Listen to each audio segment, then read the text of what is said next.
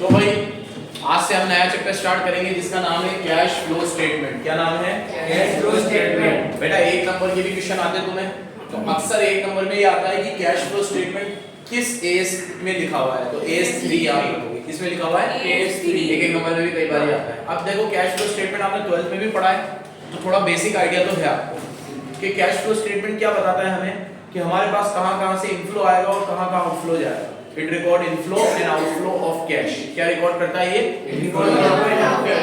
चलो नहीं वो माइक देख चल रहा है ना, चल रहा है बराबर, ठीक है। तो ये रिकॉर्ड करता है inflow and outflow of cash.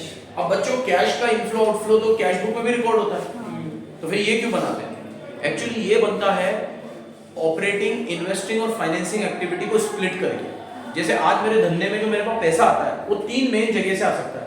एक तो मैं तुम्हें पढ़ा रहा हूँ तो पढ़ाने से पैसा आता है, ये मेरी मेन एक्टिविटी है, इसे हम ऑपरेटिंग बोलते हैं। एक अगर मान लो मेरी ये एसेट पुरानी हो गई, मैंने बेच दी, या कोई नई एसेट मुझे लानी थी, बोर्ड लाना था मुझे, नया स्मार्ट बोर्ड लाना था, फर्नीचर लाना था, उसमें मेरा पैसा जाएगा, तो ये मेरी इन्वेस्टिंग एक्टिविटी होगी।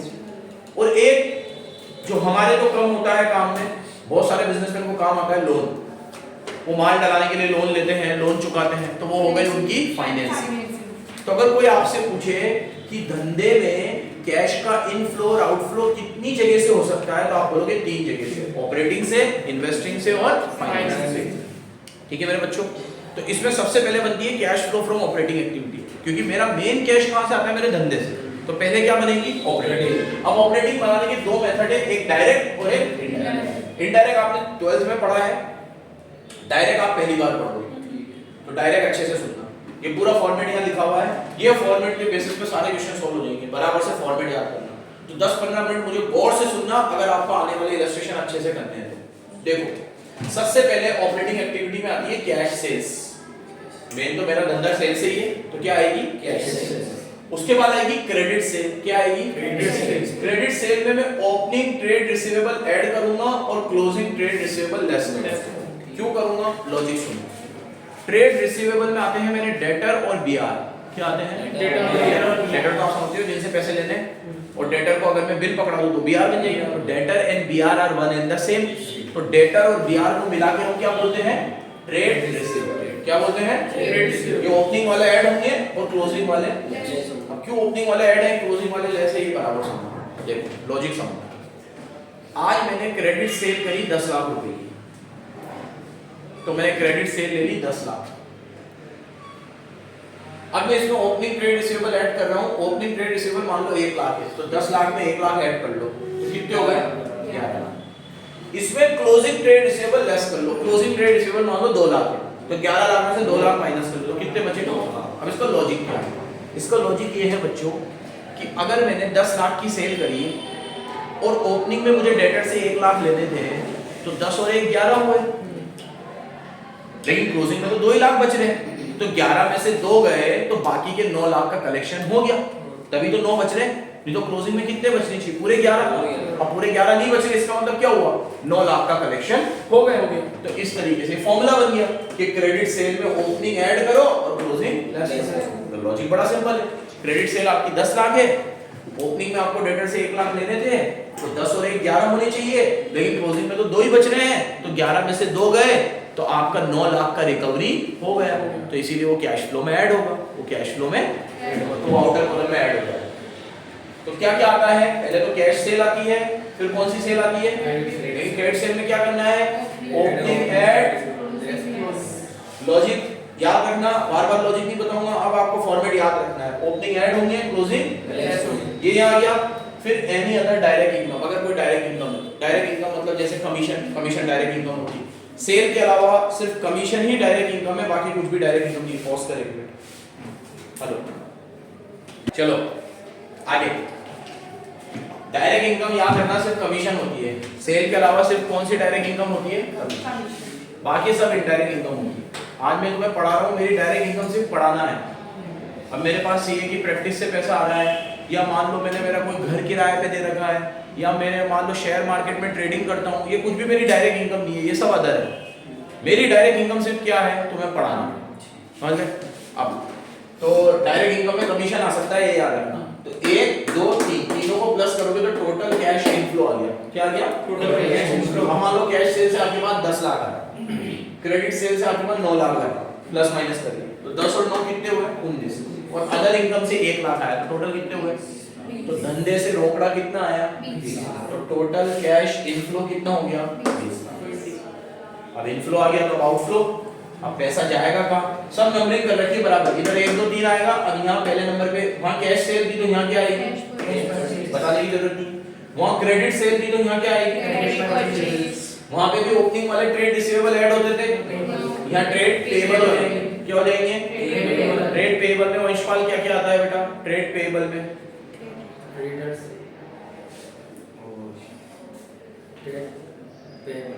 बिल्स पे क्या आते हैं? ट्रेड पेएबल में ट्रेड पेएबल कैसे आएगा? तो ट्रेड पेएबल में क्या क्या आएगा? एक तो क्रेडिटर और एक बीपी, याद रखोगे। अरे उल्टे करने हैं यार, यहाँ डेटर यहाँ क्रेडिटर, यहाँ बीआर यहाँ बीआर। तो क्रेडिटर और बीपी आएंगे, ओपनिंग वाले ऐड होंगे, वही चलेगा सब, ओपनिंग ऐड क्लोजिंग लेस। ये ऐड लेस होने के बाद इसका भी लॉजिक वही है। फिर बता देता हूँ कि 15 लाख की आपने परचेज करी, कितने की परचेज करी? 15 लाख की। ओपनिंग में आपके क्रेडिटर चले थे 5 लाख के, तो 15 और 5 कितने होते? 20। आपको क्रेडिटर को 20 देने थे, लेकिन क्लोजिंग में बैलेंस आ रहे सिर्फ 2 लाख, तो 20 में से 2 गए, 18 कहाँ गए? आपने पे कर दिए, तो 18 लाख आपका पेमेंट आ गई। क्या आ गई? पेमेंट। तो सब में लॉजिक सिंपल है, ओपनिंग ऐड होगा, याद रखोगे। इसके बाद बेटा धंधे में पैसा आता तो सिर्फ सेल से है, लेकिन जाता परचेज में नहीं है, और भी जगह जाता है। तो परचेज तो ले ली मैंने, कैश वाली भी ले ली, क्रेडिट वाली भी ले ली, खर्चे भी तो लूंगा। तो यहाँ ऑपरेटिंग एक्सपेंस लेने हैं। क्या लेने हैं? अब ऑपरेटिंग एक्सपेंस में कुछ भी आ सकता है बच्चों, रेंट, सैलरी, इंश्योरेंस, एडवर्टीजमेंट, फलाना। डेप मत लेना, बस डेप नॉन कैश है, सारी कैश आइटम लेना। कौन सी आइटम? कैश। सारी चीजें ऐड कर लेना, ऑपरेटिंग एक्सपेंस आ जाएंगी। कई बार अगर तुम्हारी किस्मत अच्छी रही तो तुम्हें ऐड भी नहीं करना पड़ेगा, गुच्छा के गुच्छा एक साथ दे देगा, ऑपरेटिंग एक्सपेंस 12 लाख ले लेना सीधे। अब इसमें भी वही लॉजिक लगेगा। ऑपरेटिंग एक्सपेंस में अगर कोई आउटस्टैंडिंग एक्सपेंस है तो वही बिगनिंग वाले ऐड होंगे, एंड वाले लेस होंगे। सब में लॉजिक वही है, ओपनिंग वाला ऐड, क्लोजिंग वाला लेस, ओपनिंग वाला ऐड, बिगनिंग वाला ऐड। लेकिन प्रीपेड एक्सपेंस में उल्टा हो जाएगा, आउटस्टैंडिंग में तो सीधा है, लेकिन प्रीपेड में उल्टा हो जाएगा। प्रीपेड में क्या होगा? एंड वाला ऐड होगा और बिगनिंग वाला लेस होगा। पूरे फॉर्मेट में बस क्या याद रखना है? प्रीपेड में उल्टा चलना है। प्रीपेड में क्या करना है? एंड वाला ऐड करना है और ओपनिंग वाला लेस करना है। लॉजिक सुनो इसका। देखो आज ये सपोज करो मेरे को मनमोहन जी को 12 लाख रुपए रेंट देना था, 1 लाख रुपए महीना मान लो, तो कितना रेंट देना था? 12 लाख। अब इसमें भी वही है कि ओपनिंग वाला ऐड होगा, पिछले साल के मेरे 2 लाख बकाया चल रहे थे, तो 12 और 2 कितने हो गए? 14। लेकिन क्लोजिंग में मेरे सिर्फ 4 लाख ही बकाया चल रहे हैं, तो 12 में से 4 माइनस करो, 8 मैंने पे कर दिए, तो यहाँ पे 8 है। तो यहाँ पे तो वही ओपनिंग एंड क्लोजिंग लेस। लेकिन प्रीपेड में उल्टा क्यों होता है? सुन ले भाई सुन ले, प्रीपेड में उल्टा क्यों होता है? अगर मान लो ओपनिंग में मेरा प्रीपेड मतलब आपने एडवांस दे रखा है, तो आज मेरा साल भर का रेंट होता है 12 लाख, मैंने पिछले साल एडवांस दे रखे थे 4 लाख, तो मैं क्या कहूँगा कि मनमोहन जी ओपनिंग वाला जो एडवांस है वो तो लेस कर लो यार, 12 में से 4 तो मैं एडवांस दे चुका हूँ ना आपको, हटाओ तो 12 में से 4 गए, आप कितने देने मुझे? 8। तो ये 8 पकड़ो और 6 लाख एंड में मैंने एडवांस और दे दिए, ये 6 और पकड़ो अगले साल के लिए। अपन के एडवांस चलते हैं, आप कभी भी निकाल दो मुझे, तो एंड में भी 6 लाख और पकड़ो, तो 8 तो और 6 टोटल जेब से कितने गए? 14। ऐड हो लॉजिक ये। तो इसीलिए अब लॉजिक क्या तेल लेने, याद तो हमें फॉर्मेट करना है, बीकॉम में लॉजिक कोई पूछने वाला नहीं है, ये तो अपन अपने उससे बताते हैं, तुम सुनो, नॉलेज पूरी लो, लेकिन याद वो रखना है जो वहां लिख के आया। क्या सब चीजें ओपनिंग वाली ऐड करनी है, क्लोजिंग वाली लेस करनी है, लेकिन प्रीपेड में उल्टा चलता है, ओपनिंग वाला लेस होगा, क्लोजिंग वाला ऐड होगा। लॉजिक क्या है याद रहेगा, फॉर्मेट भी याद रहेगा। हो गया। अब मेरे बच्चों सबसे पहले आ गई कैश परचेज, फिर आ गई तीसरे नंबर पे ऑपरेटिंग, और उसमें 4 एडजस्टमेंट, आउटस्टैंडिंग, ओपनिंग वाले ऐड, क्लोजिंग वाले लेस, प्रीपेड, ओपनिंग वाले लेस, क्लोजिंग वाले ऐड, ये खर्चे कर दिया। चौथे नंबर पे टैक्स आएगा। तो वहां 3 चीज थी, cash cell, credit sale, direct income. यहाँ पे भी 3 चीज है, cash purchase, credit purchase, operating expense, एक चौथी चीज और आ गई टैक्स। चारों को जोड़ोगे तो टोटल कैश आउटफ्लो आ गया। कितना आ गया? ये टोटल कैश आउटफ्लो आया, चारों को जोड़ के मान लो 12 लाख। कितना आया? या 20 लाख आया, 20 लाख। और इन तीनों को जोड़ के आया 30 लाख। तो 30 में से 20 माइनस करना 10 लाख। ये आंसर है आपका कैश फ्लो फ्रॉम ऑपरेटिंग। मतलब आपने अपने धंधे से कितने रुपए कमाए? 10 लाख। आए थे 30, गए 20, 30 में से 20 गए, बचे कितने? 10। ये आपका रोकड़ा हो गया, कैश फ्लो फ्रॉम ऑपरेटिंग। समझ गए? अब दो नोट याद रखना। पहला note, if no information is given, all sale and purchase will be regarded as credit sale and credit purchase। मतलब आपको दे नहीं रखा कैश कितनी है, क्रेडिट कितनी है, तो आप सारी क्या मानोगे? क्रेडिट। इसको भी सारी क्या मानोगे? क्रेडिट। ये रूल याद रखोगे। लेकिन अगर मैं बोल दूं कि 10 लाख में से 2 लाख कैश है, तो कैश 2 लाख ले लेना और 8 लाख की क्रेडिट ले लेना। लेकिन मैं कुछ बोल नहीं रहा, तो पूरी के पूरी 10 लाख क्या माननी है? क्रेडिट। और लास्ट, अगर आपको परचेज गिवन ना हो तो सीओजीएस के फॉर्मूले से परचेज निकाल लेना, बचपन से पढ़े हुए फॉर्मूला। सीओजीएस का फॉर्मूला है opening plus purchase plus direct expense minus. और सीओजीएस ऐसे निकलता है, सेल माइनस। कैसे निकलता है? Sale minus gross profit. ओ चिन्नू चंगेज खान सुन ले, पहले बहुत मारूंगा। सेल में से जीपी जाएगा, क्या आएगा? सीओजीएस। सीओजीएस क्वेश्चन में गिवन होगा, ओपनिंग स्टॉक गिवन होगा, क्लोजिंग स्टॉक गिवन होगा, डायरेक्ट एक्सपेंस गिवन हो तो ठीक, तो जीरो मान लेना, परचेज आ जाएगा। बैलेंसिंग अगर कभी परचेज गिवन ना हो तो इस फॉर्मूले से परचेज निकाल। तो ये फॉर्मेट और 2 वर्किंग नोट याद रहेगा। इसके बेस पे क्वेश्चन करते हैं। इलस्ट्रेशन नंबर 1 देखो, बहुत सिंपल है, बहुत सिंपल। कैलकुलेटर हाथ में लो, कैलकुलेटर पे सोल्व हो जाएगा। आग लगा देंगे। बुक भी नहीं है, रजिस्टर भी नहीं है। सलोनी उधर दोनों से एक बुक ले ले और तू इधर दे दे गरीबों को। तू इधर आ जा, भरत खन्ना।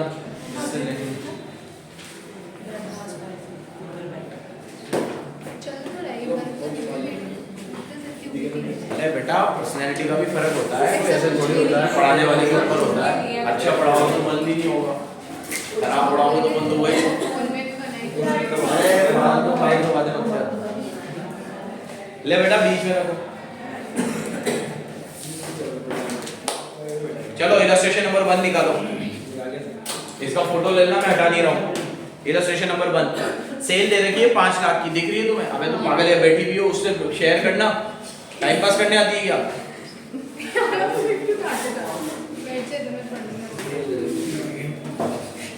बेटा तू आगे आ जाओ, तो पागल है, आगे आ। अरे ठीक है ना, पढ़ तो रही हूँ। पढ़े तो क्यों आंसर देखो। डस्टर ही फेंक के मारूंगा। रिकॉर्ड हो रहा है सब। चलो, सेल है आपकी 5 लाख है। कितनी है सेल? 5 लाख के। और सीओजीएस 3 लाख है, ऑपरेटिंग एक्सपेंस 1 लाख है, डेप्रिसिएशन क्रॉस कर दो, लेते नहीं है, नॉन कैश है। प्रीलिमिनरी लेते नहीं है, नॉन कैश है, क्रॉस कर दो। एडिशनल इंफॉर्मेशन में डेटर है, बीआर है, प्रीपेड एक्सपेंस है, सब ओपनिंग वाले भी है और क्लोजिंग वाले भी है। अब अपन लोग सॉल्व करेंगे। देखो फॉर्मेट से चलना, फॉर्मेट से चलोगे कहीं गलती नहीं होगी। सबसे पहले कैश सेल नहीं है तो सीधे ले लो क्रेडिट सेल। लो क्रेडिट सेल कितनी है? 5 लाख। लिख दो। अब मेरी तरफ देखो 2 मिनट। ओपनिंग वाले ट्रेड रिसीवेबल ऐड होते हैं, क्लोजिंग वाले लेस होते हैं। मैंने अभी बोला ट्रेड रिसीवेबल में 2 चीज आती है, डेटर और बीआर। ढूंढो डेटर और बीआर होगी ओपनिंग में। ओपनिंग में 50 और 12 कितने हैं? 62। प्लस कर दो 62 और माइनस कर दो क्लोजिंग वाले 60 और 10 70। तो 70 माइनस कर दो, 492,000 कितना आएगा? 492। तो ये ऐड लेस करके आएगा 492। कितना आएगा? 492। देखो आंसर में 492 आ रहा होगा। आ रहा है? वर्किंग नोट 1 देखो, आ रहा है वर्किंग नोट 1? आराइश समझ में आ रहा है कुछ? क्या करा मैंने? एड्रेस किया ना, डेटर और क्रेडिट रिसीवेबल। डेटर और बिल रिसीवेबल क्या करा हमने? Add less. कौन सा ऐड किया? ओपनिंग। कौन सा लेस किया? वही ऐड लेस किस में किया वंशपाल हमने? ये ऐड लेस किस में किया? सेल में। कौन सी सेल में? और कुछ नहीं गिवन तो सारी सेल क्रेडिट। तो हमारा आंसर आया 492। यहाँ लिख लो 492। लिख देता हूँ, अभी फॉर्मेट को हिलाना नहीं चाहता मैं, फोटो लेना है तुम्हें। तो कितना आ गया ये? 492। अब आगे क्या करना है? हमें परचेज लेनी है। ऊपर देखो परचेज है क्या? सीओजीएस है, तो सीओजीएस के फॉर्मूले से परचेज निकालेंगे। यहाँ देखो वर्किंग नोट बना रहा हूँ, वर्किंग नोट। फॉर्मूला बार बार लिखूं, याद हो गया? COGS कितना है बताओ मुझे? 3 lakh is equal to opening stock balance sheet में होगा कितना ओपनिंग स्टॉक? अबे 70 कहां है, मुझे नहीं दिख रहा। 70 प्लस एक्स प्लस करेंगे परचेज हमें नहीं पता तो परचेज को परचेज ही रहने दो, प्लस डायरेक्ट एक्सपेंस। ऊपर देखो P&L में COGS के बाद डायरेक्ट एक्सपेंस है क्या? नहीं दिख रहे मुझे तो, नहीं है ना डायरेक्ट एक्सपेंस, क्वेश्चन में होते हैं डायरेक्ट एक्सपेंस, नहीं है ना? अब तो डायरेक्ट एक्सपेंस 0 ले लो और माइनस करो क्लोजिंग स्टॉक कितना है? 80। प्लीज इधर देख लो, अब ये 70 उधर जाके माइनस होगा और 80 उधर जाके प्लस होगा। 70 माइनस करो 80 प्लस करो, मतलब 10 प्लस करते हैं तो परचेज 310 आ जाएगी। कितनी आ जाएगी? देखिएगा जरा, परचेज आ रही है 310 मेरे भाई की। वर्किंग नोट 2 देखो, वर्किंग नोट 2 आ रही है 310 की परचेज, प्यारे बच्चों आ रही है। अब बच्चों इधर देखो, ये 310 की परचेज आ गई, इसमें क्या करना है? ओपनिंग वाला ऐड ट्रेड रिसीवेबल में क्या क्या आता है? क्रेडिटर और बीपी। बैलेंस शीट में देखो क्रेडिटर बीपी दोनों होंगे। क्रेडिटर तो है 40 और 15 कितने? 55 और वो है 50 और 5 वो भी 55। वाह यार, वो भी 55, अब तक 55 दोनों 55 है। बच्चों 55 ऐड होंगे, 55 लेस होंगे तो वापस 310 आ जाएंगे। क्या आ जाएंगे? तो देखो यहाँ पे 310 दे रखा होगा, कितना दे रखा है? आ रहा है फाइनल आंसर 310 तुम्हारा। वर्किंग नोट 2 देख लो, यहाँ तक क्लियर होगा तो आगे बढ़ूंगा। 310 आ गया। अब वर्किंग नोट 3 यहाँ देखो, वर्किंग नोट 3 में क्या करते हैं? ऑपरेटिंग एक्सपेंस क्या लेते हैं? डायरेक्ट दे रखे ऑपरेटिंग एक्सपेंस, देखो कितने ऑपरेटिंग एक्सपेंस कितने दे रखे हैं?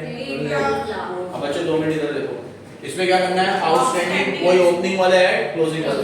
आउटस्टैंडिंग बताओ मुझे, ओपनिंग में कितने और क्लोजिंग में कितने थे? 4। बोर्ड पे देखो 5 तो ऐड है और 4 या लिखना बराबर। अभी रुक जाओ, तो प्रीपेड भी करना है ना। प्रीपेड में उल्टा चलेगा, ओपनिंग वाला लेस, क्लोजिंग वाला है। प्रीपेड कितने हैं? 5 और 6। तो इधर देखो, ओपनिंग वाले 5 तो लेस है और क्लोजिंग वाले 6 उल्टा चलते हैं। यहाँ ओपनिंग वाले लेस और क्लोजिंग वाले। अब यहाँ देखो 5 प्लस है 4 माइनस है, मतलब 1 प्लस है, 1,01,000 और यहाँ 5 माइनस है 6 प्लस है, मतलब यहाँ पे भी 1,000 प्लस है, तो 1,02,000 आ गया। प्लस माइनस करके कितना आया? 1,02,000। वर्किंग नोट 3 देखो 1,02,000 आ रहा है, टिक कर दो। 3 वर्किंग नोट बन गए, 3 वर्किंग नोट बन गए। अब प्यार से जमा लो इनको। सेल से जो पैसा आया तुम्हारा वो कितना था? 492। परचेज में कितने गए? 310 और एक्सपेंस में कितने गए? 1,2। तो देख इधर 310 और 1,2 310 1,2 310 1,2 प्लस करो 4,12,000 और आया था सेल से 4,92। तो फॉर्मूला होता है A माइनस B। 4,92 में से 4,12 माइनस करो, ऑपरेटिंग 80 आया। टैक्स नहीं था इसमें तो 0 ले लिया, टैक्स नहीं था तो फाइनल आंसर 80,000 आ गया मेरा। देखो सॉल्यूशन में देखो 80 आ रहा होगा। सॉल्यूशन में देखो वर्किंग नोट के पहले ऊपर ही ऊपर, ये पागल का बच्चा है, पहले सॉल्यूशन बनाता है फिर वर्किंग नोट। वैसे भी ऐसे ही होना चाहिए। आप 80 आ रहा है 80 मेरी बुक में तो 80 है, 86 नहीं होगा, पिक्चर है।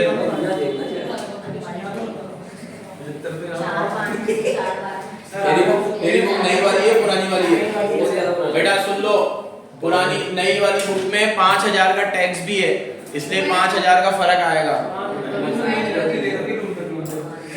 ठीक है, तो ये नई वाली बुक नई है ना दीदी, ये नई वाली बुक में कुछ फिगर चेंज कर रखी है। तो आपका जो इधर आंसर 80 आया ना, इनका 90 आ रहा है, 10,000 का फर्क है और 5,000 का इन्होंने टैक्स भी ले रखा है, तो 90 में से 5 जाएंगे, इनका आंसर 85 करा। वही है सब प्लस माइनस, बस फिगर अलग कर दी है नई बुक में, आगे कुछ भी फर्क नहीं है। ठीक है, तो जो चेंज हो देख लेना तुम लोग। इसी तरह का 2 है वो होमवर्क में करोगे आप, सेम ऐसा ही। कल कॉपी में चेक करूंगा 2B और 3 से फिर इनडायरेक्ट मेथड पढ़ाऊंगा। कौन सा पढ़ाऊंगा? Indirect method.